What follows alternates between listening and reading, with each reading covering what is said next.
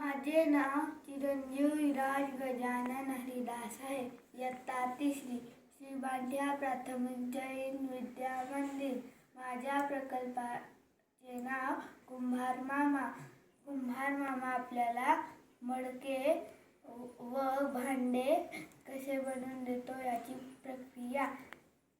कुंभार मामा प्रथम कच्ची माती पोत्यात घालतो. त्यानंतर ती कच्ची माती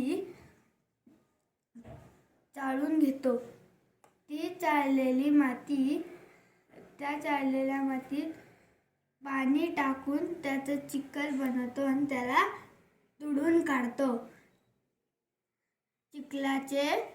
त्या चिखलाचे गोळे बनवून तो चक्कीवर फिरवून मडके बनवतो. ते मडके भट्टीमध्ये भाजून घेतो. झालेल्या मडके बाजूला ठेवून देतो. या प्रकारे माझा